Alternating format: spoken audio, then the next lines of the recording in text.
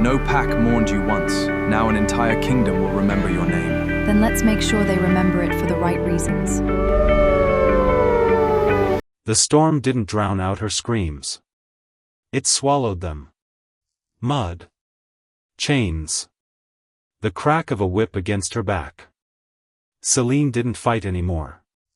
She'd stopped fighting 3 winters ago, the night the elders first called her cursed. Tonight they stopped calling her an omega. Tonight they called her an offering. They dragged her past the watchtowers, past villagers who spat at her feet, past the only home she'd ever known, a home that was never really hers. Her wrists were raw. Her bandaged eyes stung with rain she couldn't see falling. The prophecy dies with her, the eldest elder announced, voice booming over the thunder. Blackfall Gorge has never returned a body. It won't return hers. She heard the waterfall before she felt the ground disappear beneath her. Falling. No pack would mourn her. No family would search for her. By sunrise, the world was supposed to forget she'd ever existed. Then the fall stopped. A hand closed around her wrist with impossible strength. Someone had jumped after her. Not tonight. The voice wasn't familiar. It wasn't frightened. It sounded like a king giving an order to fate itself. The Alpha King had come for a scent that appeared once every 1,000 years. He never expected to find it wrapped in chains, bleeding, blind, and somehow, impossibly, exactly what the old songs had warned every kingdom about. The moment his arms closed around her, the ground beneath them cracked with silver light. Every wolf within 100 miles felt it. Something ancient had just woken up. And it was furious. If you're enjoying this story, don't forget to subscribe, and tell me where you're watching from. Now let's see why the entire kingdom wanted Celine dead. The sun never quite reached the servants' quarters of Moonvale Pack. Celine had learned to feel its warmth secondhand. Through the stones she scrubbed at dawn, still holding yesterday's heat, through the bread crusts tossed to her only after the pups had eaten their fill. She had been blind since she was 7 years old, and in the 15 years since, she had built an entire world out of sound and touch and the particular cruelty of silence when someone chose not to speak to her at all. She rose before the others, always. It was safer that way. If she was already at the well, arms full of water pails, no one could accuse her of laziness. If she had already swept the training yard before the warriors arrived, no one could kick dirt at her and call it punishment for disrespect. She had turned invisibility into a kind of armor. Better to be a shadow than a target. But kindness found her anyway, in the smallest hours, when no one was watching. A wounded pup, left behind after a border skirmish, crying in the underbrush near the eastern fence, she found him by scent and sat with him until his shaking stopped, humming the same wordless tune her mother used to hum, back before her mother was a memory too faded to trust. An old wolf, too frail to fetch his own water, found a full pail outside his door every morning and never learned who left it. She did not do these things to be seen. She did them because some stubborn ember in her refused to let the pack's cruelty become her own nature.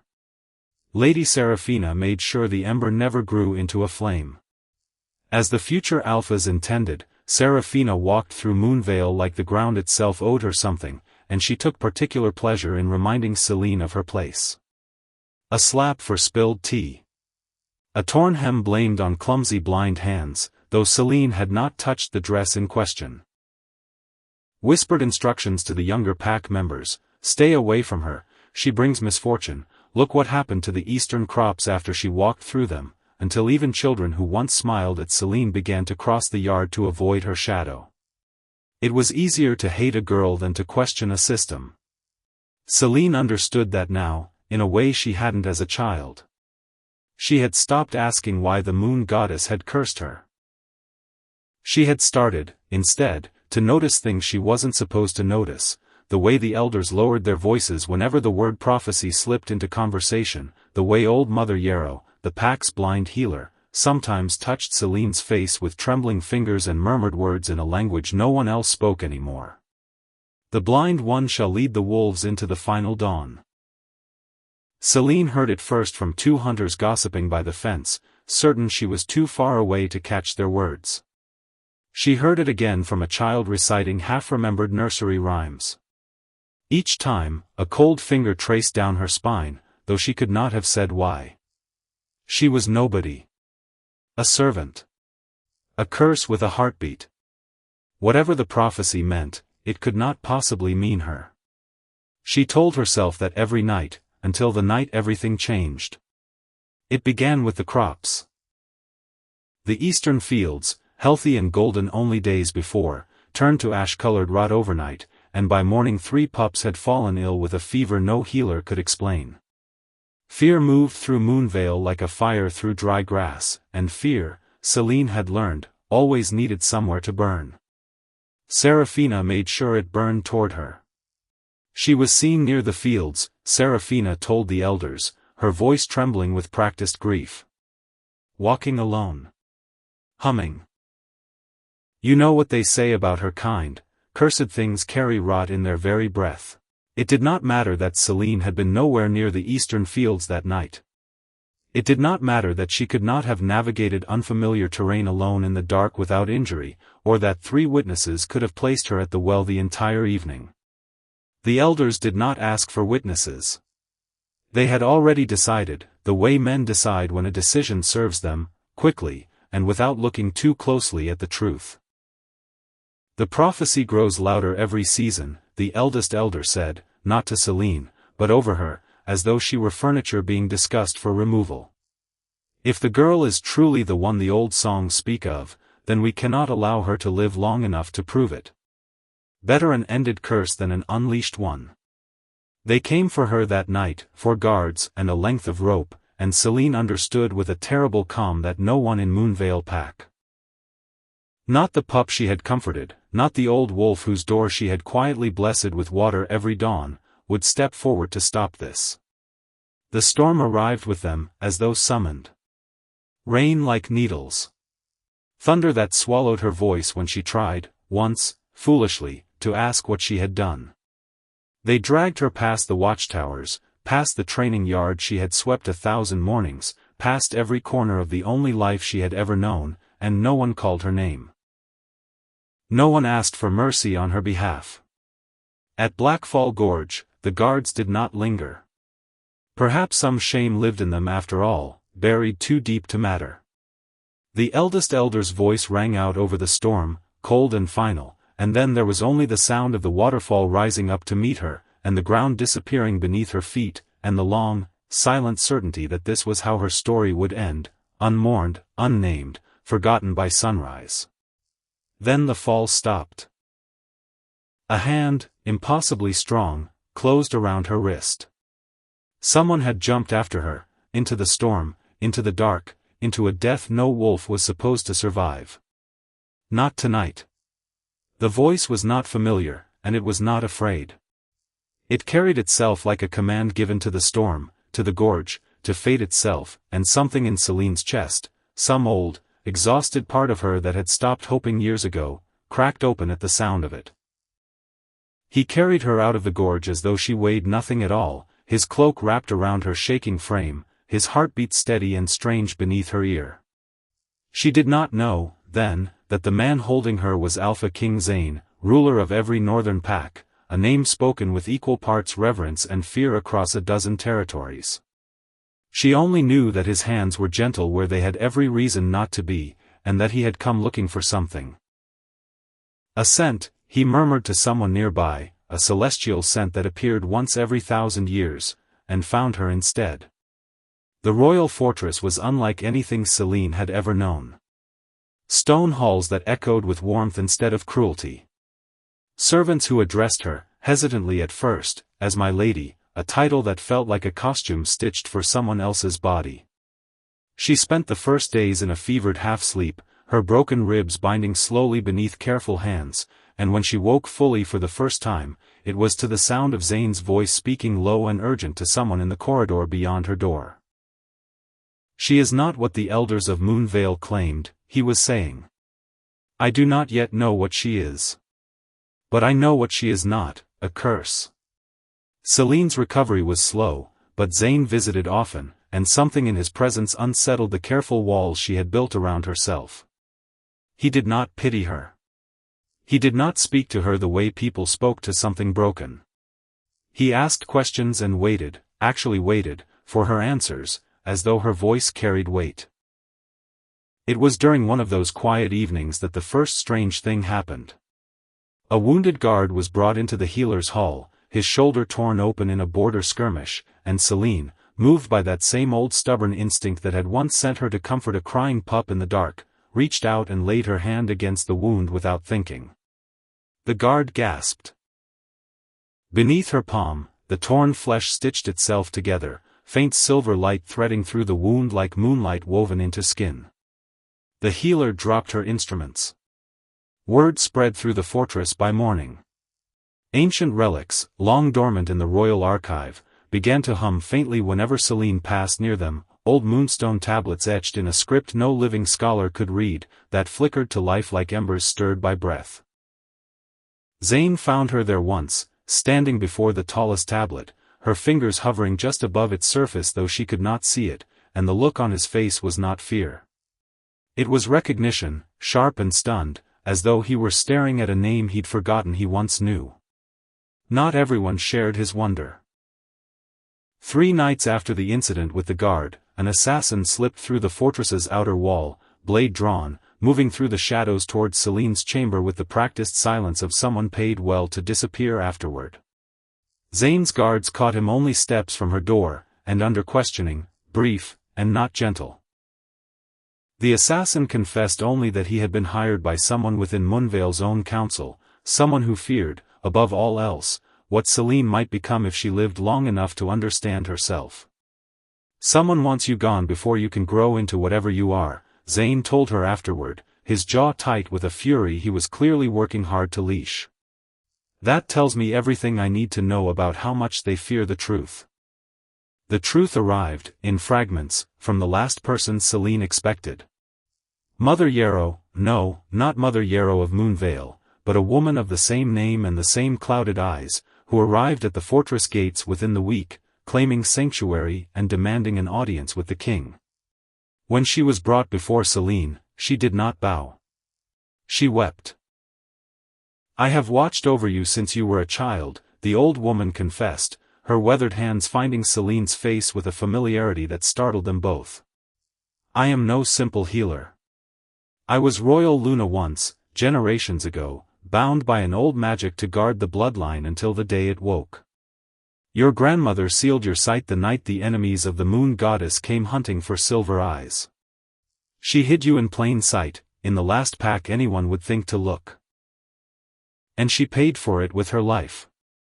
Celine sat in silence as the fragments of prophecy unspooled before her, not a curse, but a concealment. Not misfortune, but a bloodline the old powers had spent decades trying to erase. The blind one shall lead the wolves into the final dawn. Not a warning. A promise. I don't understand, Celine whispered. Why me? I was nothing. I was no one. You were hidden, Yarrow corrected gently. There is a difference between nothing and hidden, child. One is empty. The other is waiting. Across the room, Zane said nothing, but Celine felt the weight of his attention like sunlight after years of cold. Later, alone with him beneath the fortress's high windows, rain tapping softly against the glass, he admitted what he had not dared to before. The elders will not approve of what I feel when I am near you, he said quietly. The court whispers already.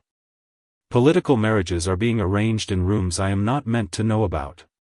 And still, every instinct I have tells me you are the reason I have spent my whole reign searching for something I could not name. Celine said nothing, because there was nothing safe to say. But for the first time since the night at Blackfall Gorge, she did not feel like a curse waiting to be discovered. She felt, however faintly, like the beginning of something the world had tried very hard to bury, and failed. Word of what happened at the fortress spread faster than any royal decree could contain it, and with it came a hunger that Lady Seraphina was quick to feed. She had not returned to Moonvale in defeat, she had returned with purpose, moving from territory to territory under the guise of diplomatic courtesy, whispering the same poison into the ears of every rival alpha who still resented Zane's growing power. A blind Omega, chosen by ancient magic, seated at the right hand of the Northern King. It was, she assured them, an insult no proud bloodline should tolerate. She found willing allies quickly. Alphas who had long chafed under Zane's dominance saw opportunity in her grievance, and one by one, packs that had never spoken against the crown began to murmur in private council. Seraphina did not tell them everything, of course. She did not mention the Shadow Alpha, the ancient darkness stirring beneath every rumor and betrayal like a root beneath disturbed soil. She did not need to. Fear needed no architect once it was given room to grow, and the Shadow Alpha understood this better than anyone. He did not command his enemies. He simply offered their worst instincts a place to live. It was Mother Yarrow who uncovered the deeper truth, buried in fragments of old fortress records and the confession of a dying informant who had once served the Moonvale Council. Celine's parents had not died of fever, as she had always been told.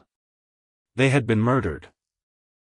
Poisoned slowly, over months, by someone within their own pack who feared the bloodline growing in their daughter's blood before Celine was even old enough to understand what she carried.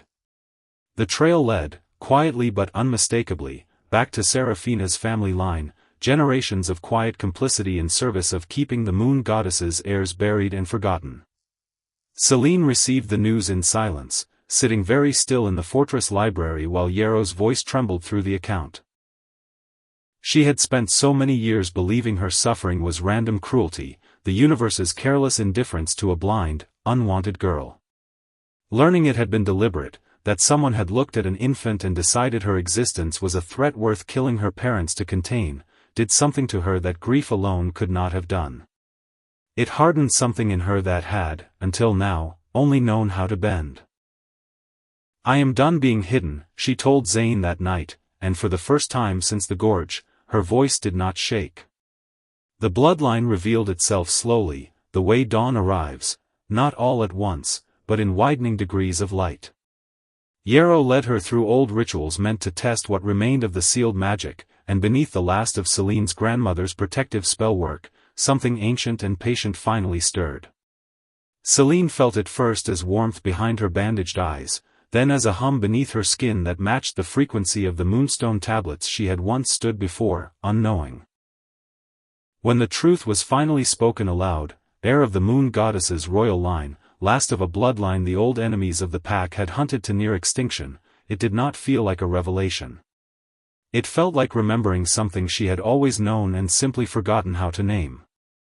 Zane watched the transformation with a mixture of awe and quiet dread. He was a king who had spent his reign preparing for wars of territory and pride. He had never prepared for a war against something that did not care for borders at all. As reports arrived of packs turning on one another, of alphas abandoning old alliances to chase Seraphina's promises, he understood that the Shadow Alpha's influence had already slipped past every gate he commanded. He began gathering what allies remained loyal, sending word to the few northern packs who had not yet been poisoned by fear, preparing for a war he had never wanted and could no longer avoid. The blood moon rose on the night the Shadow Alpha finally revealed himself, and with it came an invasion unlike anything the packs had witnessed in living memory. He did not arrive as a single enemy to be fought and felled. He arrived as a fracture, turning pack against pack, brother against brother, feeding on every old grievance Seraphina had spent months cultivating. Fires lit the horizon in every direction. Wolves who had once called each other kin tore into one another beneath a moon gone the color of old blood.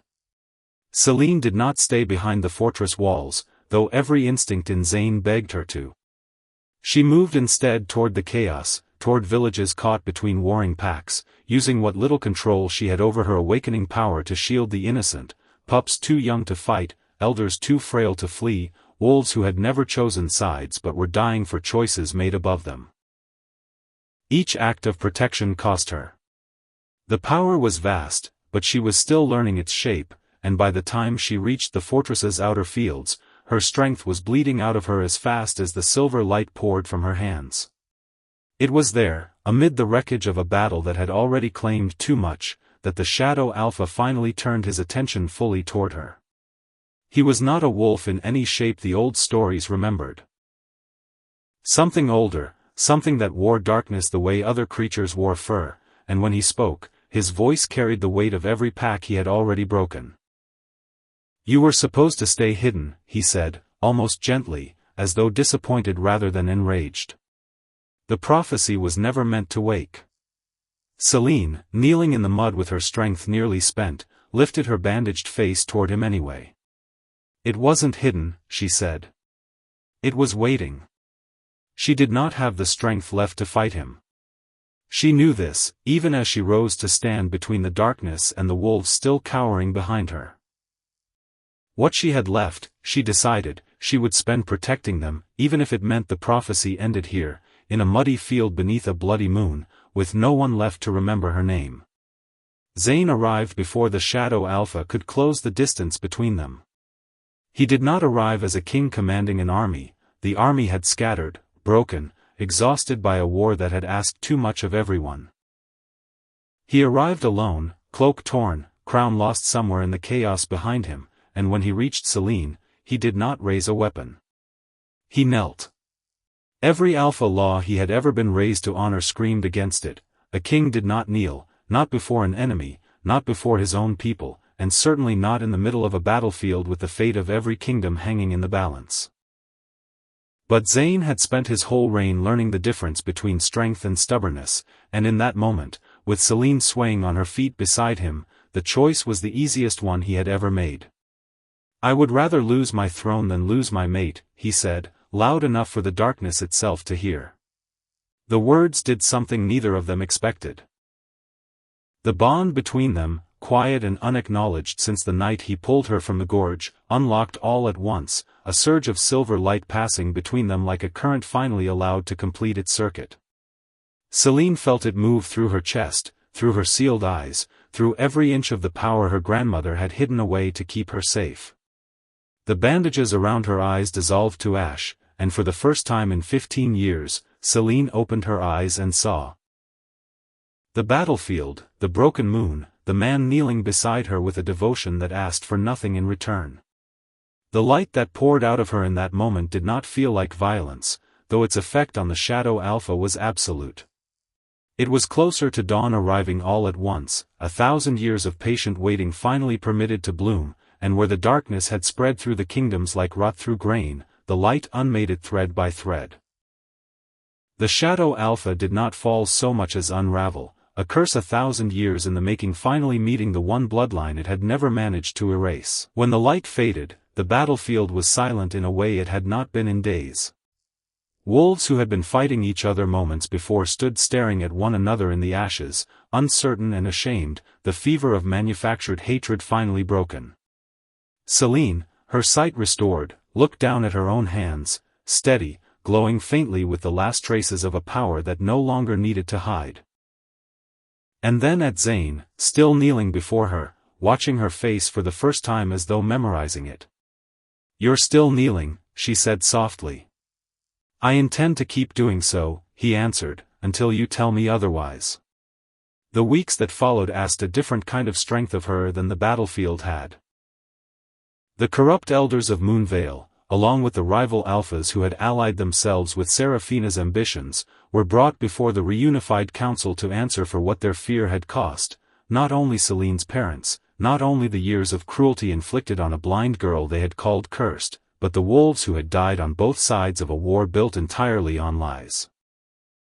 Seraphina herself was brought forward last, stripped of the influence she had spent so long cultivating, and the old council looked to Celine, silver-eyed and finally seen for exactly who she was, to decide their fate. She had every right to vengeance. No one in that hall would have questioned it. "Cruelty made me small for a long time," Celine said instead, her voice carrying through the silent chamber. "I have no interest in learning it well enough to pass it on. Let them live with what they've done. Let the kingdoms watch what mercy looks like, for once, instead of fear." It was not the ending the old stories had prepared anyone for, and that, perhaps, was exactly the point. Under the new covenant Selene and Zane built together in the seasons that followed, rank stopped determining worth. Omegas who had once been treated as lesser stood beside alphas as equals. The old prophecy, once feared as a threat to the Pax order, was finally understood for what it had always meant, not the destruction of the kingdoms, but the end of the cruelty that had let corruption hide inside them for so long. On the night of her coronation, Selene stood at the highest window of the fortress she had once been carried into as a dying, forgotten girl, and looked out, really looked, with eyes the color of moonlight, over a kingdom finally at peace. Zane stood beside her, his hand finding hers the way it had at Blackfall Gorge, in the dark, in the fall, in the exact moment everything had begun. "No pack mourned you once," he said quietly. "Now an entire kingdom will remember your name." Selene smiled, and for the first time in her life, the ember she had guarded so carefully through years of cruelty did not need to hide at all. It simply burned, steady and bright, beneath a full moon that no longer divided anyone by rank, only by the choice, now theirs to make, of what kind of world they wanted to build next.